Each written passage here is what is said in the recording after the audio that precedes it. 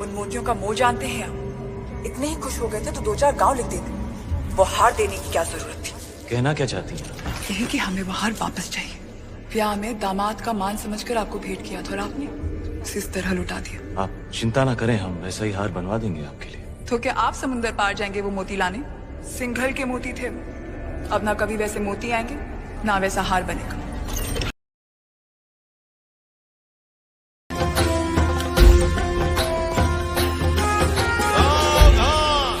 हिंदू कमल दिवाकर, रघुकुल सूरज, मेवाड़ प्रभाकर, महारावण रतन सिंह जी दरबार में पधार रहे हैं।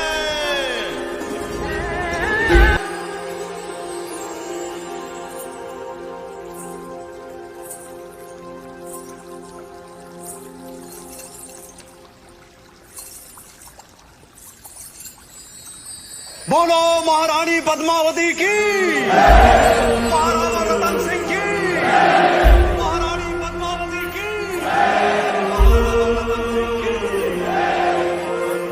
जब सारा चित्तौड़ रानी पद्मावती की जय जयकार से गूंज रहा था और दूसरी ओर रानी पद्मावती ने चित्तौड़ को अपना बना लिया था। सूरज भाईसा संभल के, थारे घूमर दिन गए, कमर में लचक आ जाएगी। अब तो रानी सा करेगी घूमर, कल गौरी पूजा के बाद। छोटी रानी सा घूमर रो रंग चोखो जमना चाहिए। रंग तो जमेगा ही सूरज भाई सा, क्योंकि कल ढोल हम बजाएंगे। अंदाता हुकुम। कुंवर भाई सा फिर बोलो तारो बड़ बोलो बेटो बीच में। ढोल बजाना तो दूर की बात बादल, घूमर बखत रानी वास में हुकुम रे सिवा कोई मर्द आ भी नहीं सकता। तो छोरा तू अपने ब्याह में जी भर के ढोल बजा लीजिए।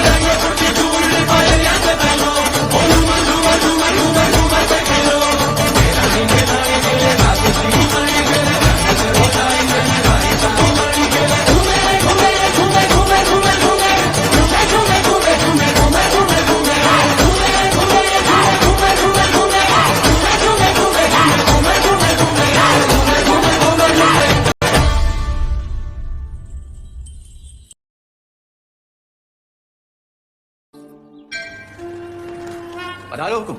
पद्मावती, आप हैं मेवाड़ की मार्गदर्शक और हमारे राजगुरु आचार्य राघव चेतन जी। हमारे सभी प्रश्नों के उत्तर ही देते हैं। हमारी राजनीति भी इन्हीं की देन। आशीर्वाद दीजिए।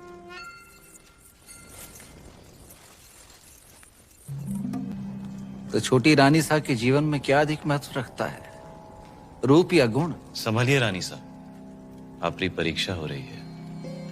बताइए, रूप या गुण? गुण और रूप वो तो देखने वाले की आंखों में होता है। अर्थात किसी को पत्थर में शिवलिंग दिखता है और किसी को शिवलिंग में भी पत्थर। एक अपराधी को सजा देनी है राजगुरु। बस इतनी सी बात है। ये कार्य कल सुबह भी तो हो सकता था। अपराध संगीन है, निर्णय तो आज रात को ही होगा। कौन है अपराधी? आप। प्रजान सिंह, हुक्म।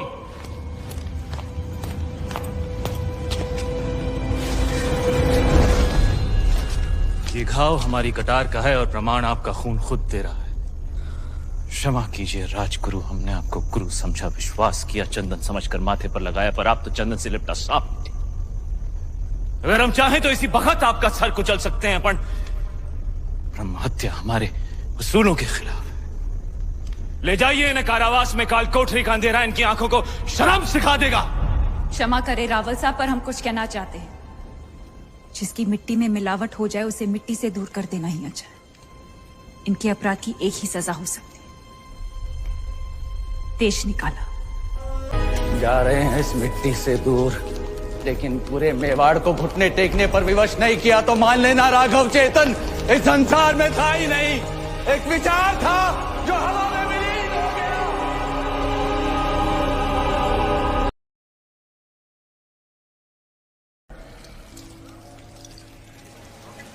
ये देखिए खिलजियों के सरदार। समझ नहीं आता, ये दिल्ली से गजनी क्या सिर्फ खाने और सोने के लिए आए हैं? शरीफ पाशा, ये हमें लेने आए हैं। इनका इरादा है कि हम सब मिलकर दिल्ली सल्तनत पर हमला कर दें। या खुदा, तो अब सरदार दिल्ली के सुल्तान बनना चाहते हैं? सल्तनत से बगावत करेंगे? बगावत नहीं, सारा मसला ख्वाहिशों का है।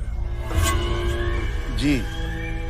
कब तक हम सल्तनत की खिदमत करते रहे? कब तक? हाँ, अब हम तो सल्तनत का तख्त चाहते हैं। खिलजी हुकूमत की शुरुआत हो चुकी थी। सिपहसालार जलालुद्दीन ने सल्तनत से बगावत कर सुल्तान हिंद का ताज अपने सर पहन लिया था। सुल्तान हिंद जलालुद्दीन खिलजी, सुल्तान हिंद जलालुद्दीन खिलजी। लेकिन उस वक्त भी अलाउद्दीन की नजर हिंद के उस नायाब तख्त पर ही थी। ये तख्त और ताज जितने सुनहरे लगते हैं उतने नोकीले भी हैं। इस तख्त पर बैठकर हमें खुशी भी हो रही है और फिक्र भी, क्योंकि इस वक्त हमारे चारों तरफ दुश्मन ही दुश्मन है। और सबसे बड़ा मसला तो ये कमबख्त मंगोल है। सुल्तान, इस वक्त उन खूंखार मंगोलों से जंग में जीतना नामुमकिन है। उनके मुकाबले हमारी फौज आधी भी नहीं। लेकिन हमारा हौसला उनसे दुगना है। तो क्या आप लड़ेंगे उन मंगोलों से?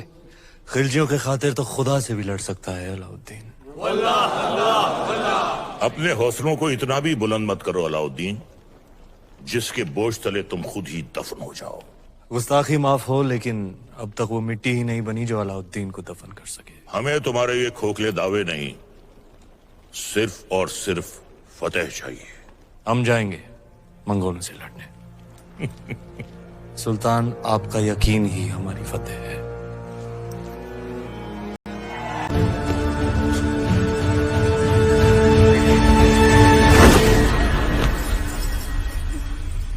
तो आखिर आपने सल्तनत से बगावत करी ना?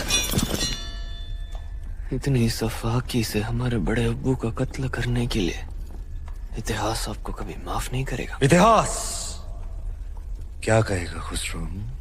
इतिहास इसे वक्त का तकाजा कहेगा। सही फरमाया आपने।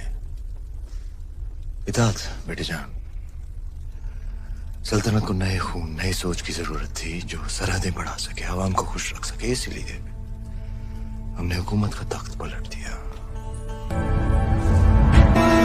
सुल्तान हिंद अलाउद्दीन खिलजी, सुल्तान हिंद अलाउद्दीन खिलजी।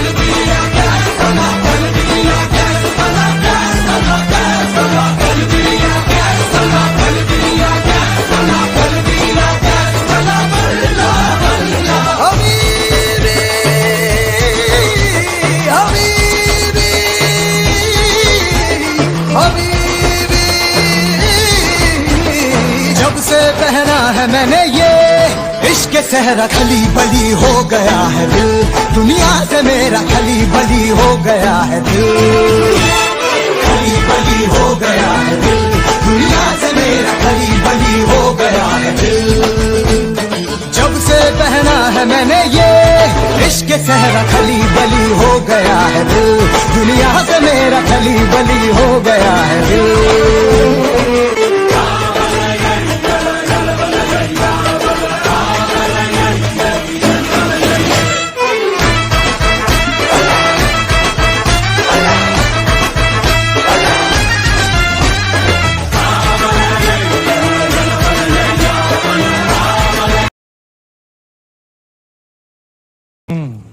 क्या देख रहे हैं? सुबह से शाम हो गई राहुल जी, हमारे ख्याल से इस खेल में भी चित्तौड़ और दिल्ली को सुलह करनी पड़ेगी।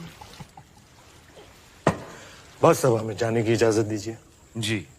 और जाने से पहले अपने खानदान से तो मिला दीजिए। सभी से तो मिला दिया आपको, यही तो है हमारा परिवार। नहीं, ये तो है ही, हमारा मतलब था चित्तौड़ की शान रानी पद्मावती। क्या हुआ? क्या हमने कोई नावाजिब गुजारिश कर दी? घनी ओछी बात कर दी तूने अलाउद्दीन। चित्तौड़ में हम अतिथि को भगवान मानते हैं, वरना तेरा सर धड़ से अलग होता इस वक्त।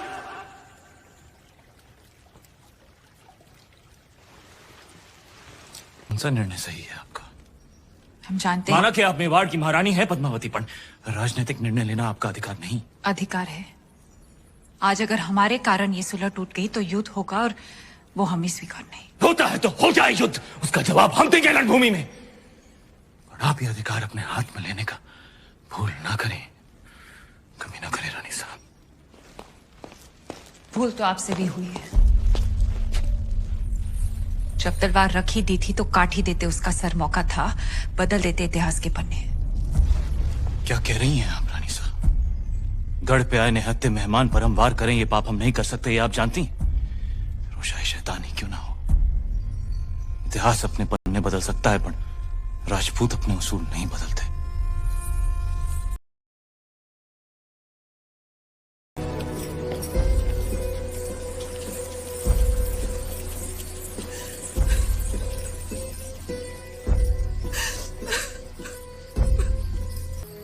बड़ी रानी साहब, आपने हमें बुलाया? हमें 2 क्षण रो तो लेने दीजिए। ना आप राजगुरु को देश निकाला देती, ना अलाउद्दीन से जा मिलते, और ना इस सूर्यवंशी चित्तौड़ पर यह ग्रहण लगना। अगर आज हमारे रावल साहब दुश्मन के हाथों में, तो इसमें दोष आपका है, आपके इस रूप का है। निसा, एक औरत होके आप ऐसा बोल रही हैं? इन्हें वहां भेज दें, सुल्तान के हवाले कर दें? असंभव। अगर ऐसा ना हुआ तो ना रावल सा रहेंगे, ना मेवाड़। बड़ी रानी सा, जो ऐसो बुरो बखत आ भी गयो तो चित्तौड़ की एक एक औरत अपने आत्मसम्मान के लिए कूद जावेगी आग में, जौहर करेगी। पर अपनी छोटी रानी ने घर के बाहर पग भी न धर देती थी। हम आप लोगों को अपना दुख कैसे समझाएं?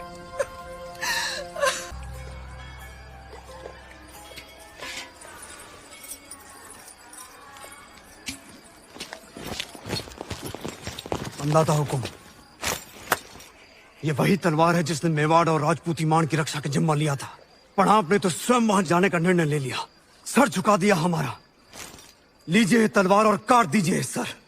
रावल साहब को वापस लाने का यही एक रास्ता है। क्या हम सब में इतनी ताकत नहीं कि अपने हुक्म को वापस ला सके?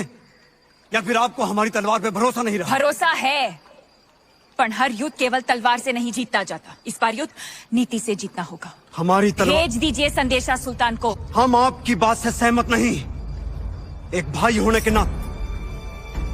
ये बिनती एक बहन की नहीं, आदेश है मेवाड़ की रानी का।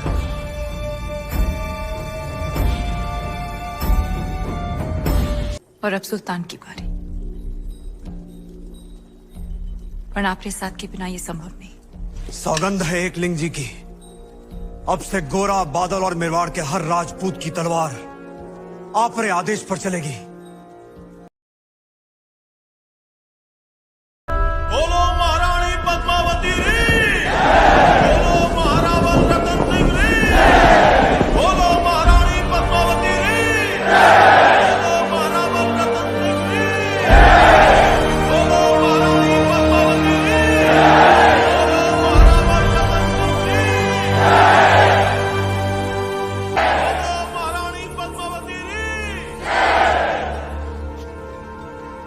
आज ये जय जयकार हमारे लिए नहीं, वीर योद्धाओं के लिए होनी चाहिए जिन्होंने मेवाड़ के लिए अपने सर गंवाए, हमारी जान बचाने के लिए जिन्होंने अपने प्राणों का बलिदान दिया। जब तक चित्तौड़ रहेगा, गोरा बादल का नाम गूंजता रहेगा। बोलो मेवाड़ के सेनापति गोरा सिंह की रीढ़, बोलो मेवाड़ के वीर बादल सिंह की रीढ़।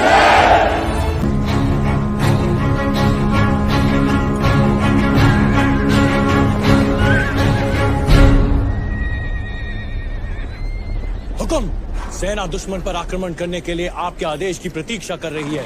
नहीं सुजान सिंह, हम अकेले जाएंगे। हुकुम, ये तो ये युद्ध केवल अलाउद्दीन और हमारे बीच ही होगा।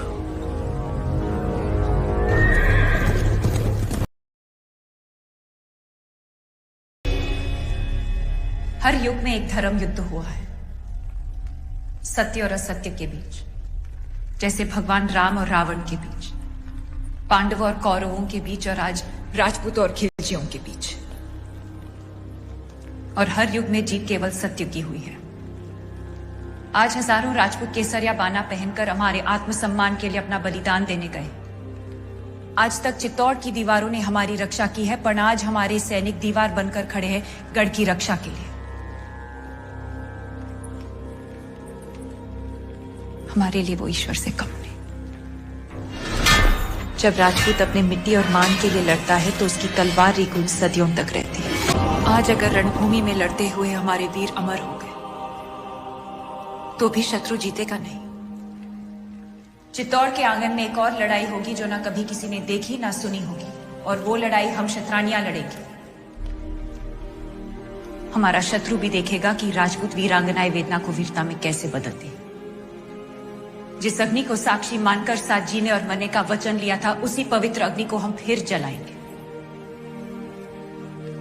सौंप देंगे अपने आप को उस आग में और साथ मिलकर जौहर करेंगे।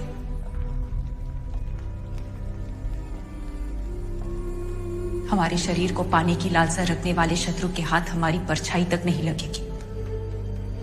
यह शरीर राख हो जाएगा पर अमर रहेगी राजपूती शान, हमारे उसूल, हमारा स्वाभिमान।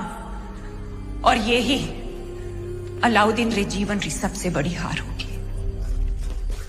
रानी साहब, हुकुम। हागरी चून रोड़ने का वक्त आ गया। गढ़ की दरवाजे बंद कर दो।